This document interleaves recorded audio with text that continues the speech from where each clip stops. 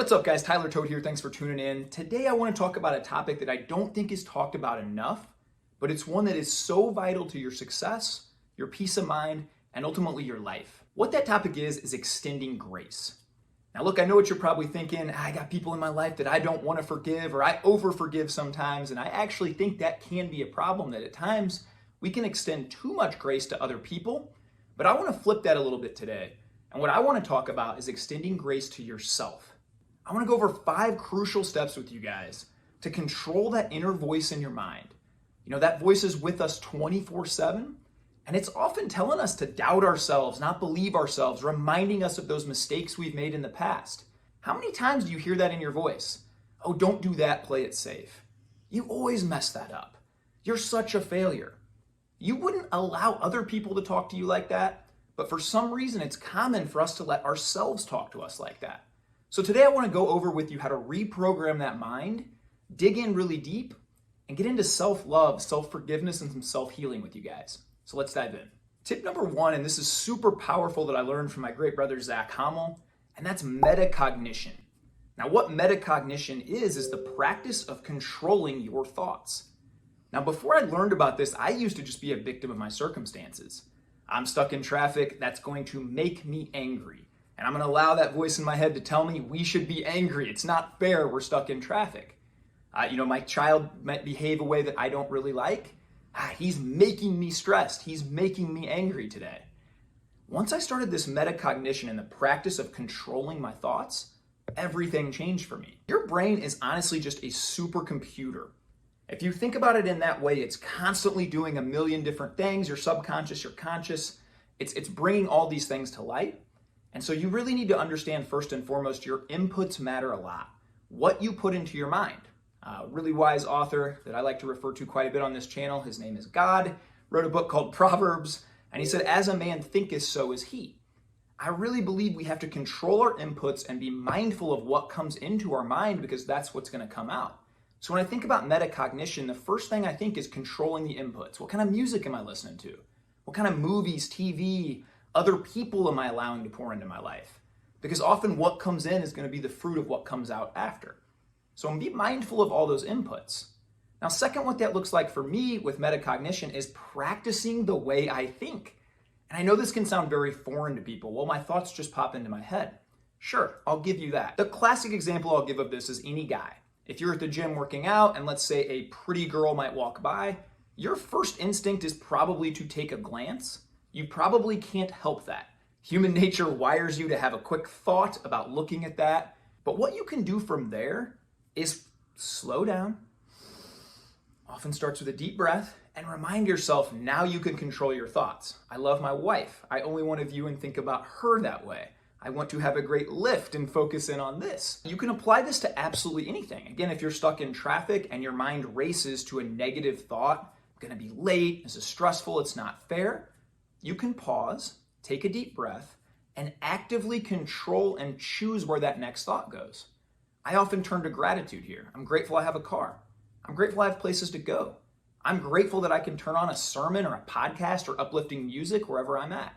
So you can really reframe and use metacognition to choose where your thoughts want to go. The second one, and I'll be honest guys, this one absolutely changed my life. This is meditation and breathwork. What meditation and breathwork does is it centers us and makes us present in that moment.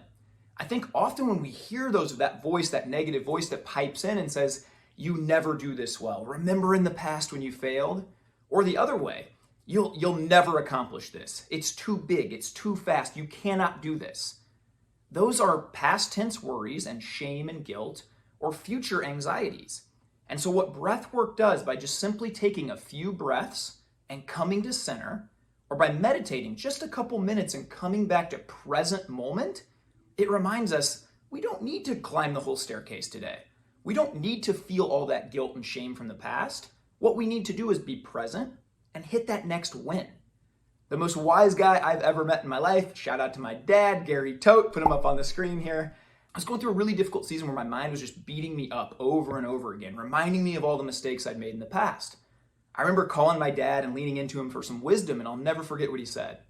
Hey, Ty, take a couple deep breaths and just win the next minute. You don't have to solve everything today. You don't have to have it all figured out. Win the next minute. Tell that voice in your head you can get the next minute and then win the next one and the next one. And so far too often, I think that little voice tries to remind us to be afraid, play it safe. You always mess this up. Again, you'll hear these voices. And to silence it, all you really need to do is take a few breaths, come to present, and remind yourself, win the next minute. The third one, and if you're around the channel at all, you know I'm a big believer in this, is journaling. Now look, guys, we have so many complex feelings, thoughts. We're all human beings on this planet for the first time. We're trying to figure it out. I think it's foolish to go at this without brain dumps and just getting some of your feelings out and journaling and asking yourself questions. Why do I feel this shame? Why do I feel this guilt? Why do I care what other people think? Why am I allowing this voice in my head to keep me safe all the time? Where's it coming from? I also say what you focus on expands. That's why I'm a big believer in gratitude. Today was day number 1947 in a row that I've woken up and written down at least 3 things I'm grateful for. I then spend a minute in meditation and prayer thanking God for those blessings, and I actively train my mind to focus on those and be present for the blessings. So again, whatever you're focusing on is going to expand. If I tell you today, hey, look out today for all red cars when you're on the highway, your brain is actively going to go and seek out red cars if that's what you're thinking about. In the exact same manner, if I say, hey, focus on gratitude and what you have instead of what you lack today, your brain will actively start to seek out those things. Now, I mentioned brain dumps a moment ago, and what a brain dump is to me, I'll often set a timer at night and I'll say, hey, for 5 or 10 minutes, I'm just going to get my thoughts and my feelings out. Wherever it goes, it goes. I tend to ask myself a lot of questions in those brain dumps and challenge myself to answer them.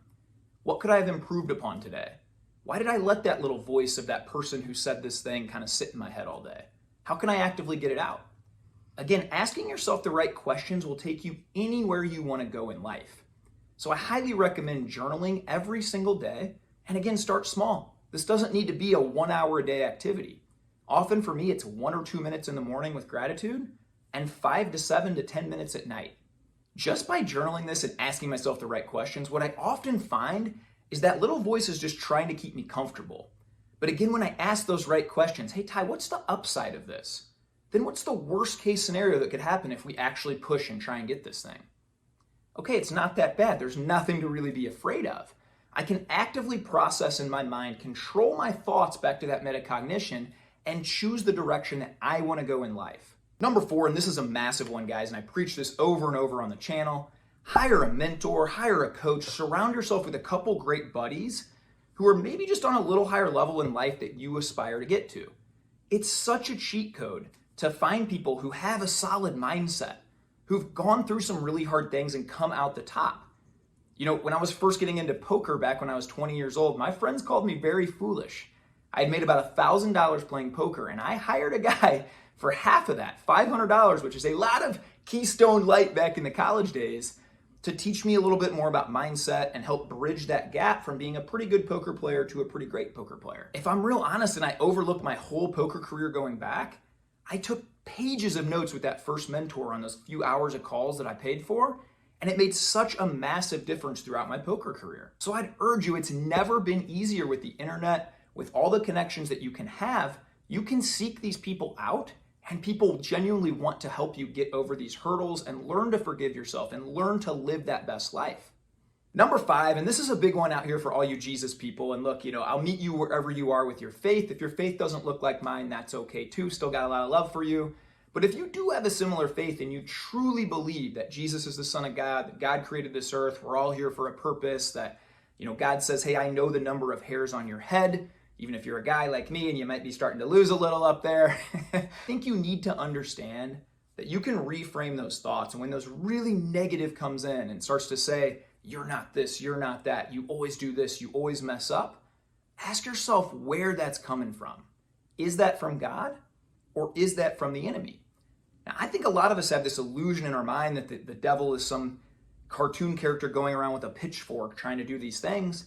In reality, I believe the enemy just tries to live right here in your mind. He tries to invade your heart, invade your mind, and make sure that you don't become the best version of yourself, because I believe he can see the future too, and all the people that you can impact, your family, those around you, your office, wherever that might be. If you're your best version, you affect so many other people with that ripple effect. So I'm really big into this. You have the power inside you. You are a child of God. No one is like you but you.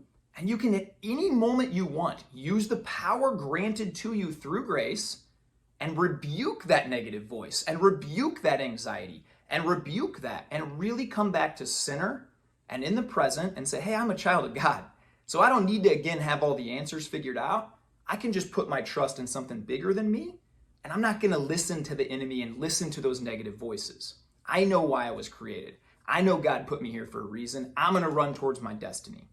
So in conclusion, guys, that's 5 things that I think you can use to level up your self-talk, your self-love, your inner peace, help you achieve the best version of yourself. So I hope you guys have some takeaways from this. I hope you can use and access some of these things. Again, you don't need to, and I think this is a big misconception today. Well, why even do breath work if, this guru says I need to meditate for an hour? I don't have an hour. I'm supposed to do Wim Hof breathing for 30 minutes. I don't have 30 minutes. Guys, I literally take 5 to 10 breaths to reset myself. That's like 15 to 30 seconds. I journal 1 to 2 minutes in the morning.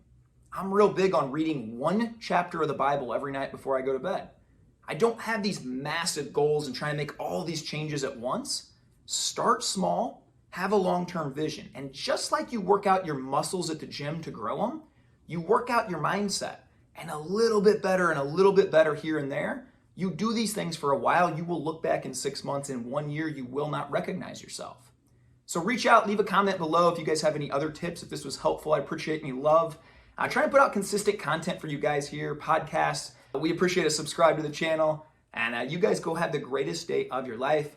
Bless up, be kind to others. And again, guys, be kind to yourself. Let's go have the greatest day and change the world, baby. Thanks for tuning in.